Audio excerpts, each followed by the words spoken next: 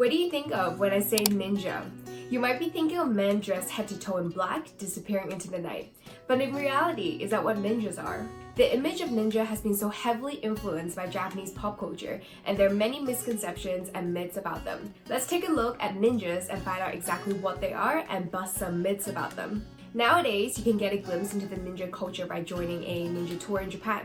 We actually joined one near Tokyo, and a lot of what I'm talking to you about today, I learned through the experience. If you're interested in checking out a ninja experience for yourself, I have linked a few in the description box down below for you. So exactly what is a ninja? Ninjas were actually spies whose jobs were to sneak into the enemy's castle or camp to observe and listen in on the enemy's plans. They are usually dressed in all black, so it would be hard to spot them, and they had excellent athletic skills that allowed them to infiltrate heavily guarded locations easier. There are 3 ranks of ninjas. There is Jonin, which is translated as upper person.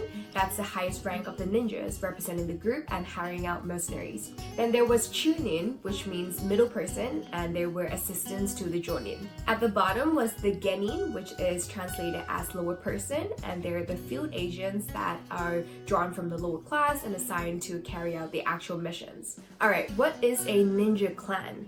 There are actually 2 regions that have villages that were devoted to the training of ninjas. There is the Ige clan, which is in the northern part of the modern Mie Prefecture, and the Koga clan, which was actually known as the Koga clan in the past, is in the southern part of the Shiga Prefecture. Both the Ige clan and the Koga clan were surrounded by steep mountains in remote areas, and the access was incredibly difficult. They were hidden villages, and this contributed to the mysterious nature of ninjas. Many people in the past that had troubles would flee to these clans, like trespassers, officials, and thieves. Both of the clans would accept them, so even though the ninjas were being separated from the rest of the world in the mountains, they came into contact with outside information and absorbed the knowledge of religion and practice of medicine and drugs. The Ige clan and the Koga clan had professional ninjas that were trained strictly and purely for the designated roles. Professional ninjas from these 2 clans were actively hired by daimyos between 1485 to 1581, which were the powerful feudal lords that ruled most of Japan until the Meiji period. The clans were then wiped out by Oda Nobunaga when he invaded the Edo province. Survivors were forced to flee, and many arrived before Tokugawa Ieyasu, and they were well treated. Some former Iga clan members then later served as Tokugawa's bodyguards. Okay, let's have a look at the different skills of a ninja. It is believed that there are 18 major techniques that ninjas learn. Here's a brief overview of how ninjas fight, and most of all, how they distract and flee. You might know Naruto's famous run. Actually, a real ninja's run is kind of similar. It is called ninja hashiri. Ninjas run by leaning their upper bodies forward, one hand in the front and one hand in the back. They run with almost no arms swinging. This is to keep your hands from touching any obstacles in the way. The way that ninjas walked was called ashinami juho. It's their way of walking without making any noise. Ninjas would take large side steps while keeping their bodies low. It is said that the aim was to reduce the strain on their lower back and to walk longer distance. There are different ninjutsu, which are ninjas' special skills. There is suiton. It is a technique of taking a tubular object and using it to breathe underwater, kind of similar to snorkeling. Ninjas used to use bamboo tubes to do that. And then there is Mizu Kumono Jutsu, which is the art of the water spider. It's a technique to move on the water using a tool made of wood called a water spider, which ninjas were said to be able to use to walk on water. There's the technique of katon, which is the technique of fire escape. It helps you hide yourself or escape from your enemy by skillfully manipulating the fire to deceive your enemy. Similarly, there is enton, which is a technique to produce smoke and hide from the enemy. This is exactly what wrapping in smoke means when it is used in a lot of different movie scenes. There is kinto, which is a technique to escape from the enemy by using metals. It is said that the main technique is to ring a bell or scatter money. By scattering money, ninjas could escape while the enemy or the bystanders pick them up to create distraction. There is mokton, which is a technique to hide yourself using trees, weed, grass, or other natural objects. Ninjas were great at using their surroundings to hide themselves and using nature to camouflage. There is doton, which is another skill using the environment around them. Instead of the nature, it is about using houses, carts, or other man-made obstacles. Then there's altercation. It is said to be the technique to deceive the eyes of the enemy by creating an after-image with high-speed movement. This technique is largely exaggerated, but it was achieved with speed and deceptions. And then there's some martial arts technique. There's Kopojutsu, which is a martial arts technique that fights against an enemy without using any weapons. And it's centered around striking techniques. Specifically, there is Denohira Soko, which is striking an enemy with the palms of the hand. And there is Abisegeri, which is a kicking technique. Professional wrestlers today have adopted this technique because of its effectiveness. And then there's Kento, which is a technique with using a sword. Rather than slashing like a samurai, the main thing that ninjas do is to poke the enemy with a sword.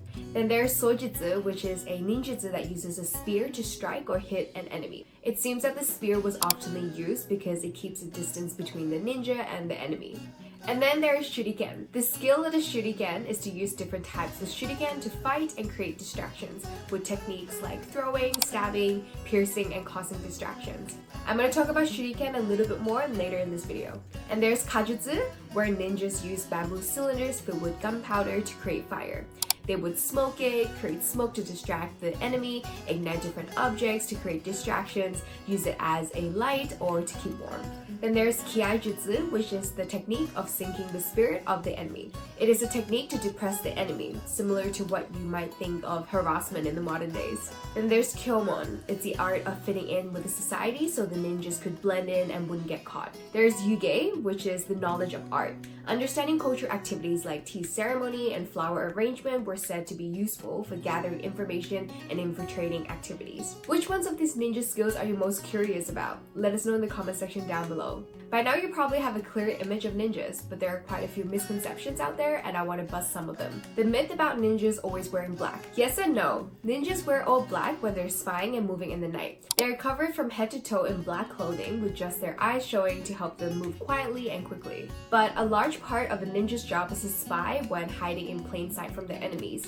They do this by camouflaging like any other regular citizens like Buddhist monks and salesmen. So ninjas don't always wear black. The second myth is ninjas are great at killing. In a way, yes, ninjas are good at killing because they're trained to be able to defend themselves and attack their enemies when needed. But since their main job is to spy, they move quietly and avoid being seen so they can bring information back. Ninjas understand the use of pressure points.